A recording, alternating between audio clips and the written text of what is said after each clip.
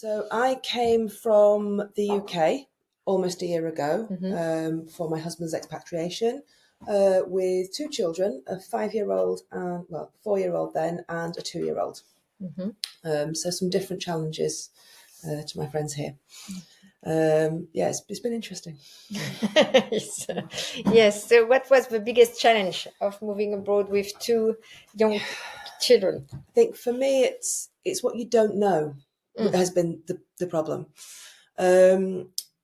Before the expatriation, you are only worried about the big things: where you're going to live, where you're going to, children may go to school, maybe a bit about the language and where your furniture is at any one point. And then you arrive and you don't know anybody, you don't know how anything works, and all these things start unraveling, and the unknown then starts becoming the known step by step.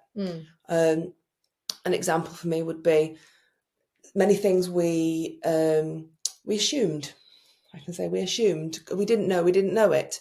So, for example, in France, children go to school 4 days a week. In the UK, they go 5 days a week. I didn't know that they only went 4 days a week. So that's an extra thing to consider, that the additional cost of childcare on the one day they don't go, and the cost to the parent who then can't go to work on that day. If you've got young children, you can't work around them. So yeah, once you start looking into all of that, there's a as well. The schools required paying by cheque, so we don't just set up a bank account and then we have to go and ask for checks to pay the school, and then the school needed a certificate of life in the community for the child. Yeah.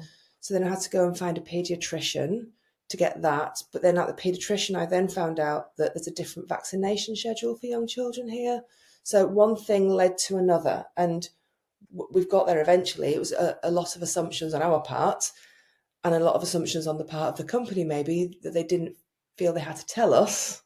So that piece of communication was missed, and we could have dealt with that beforehand, I think. So how could they help you?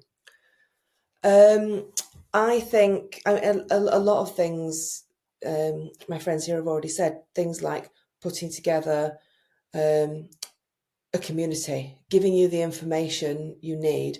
For example, I have found a Facebook group, English-speaking mums in Paris, for example, and they've been very useful because these people have already been living here for some time and have children and speak my language. So it's been very useful in those points.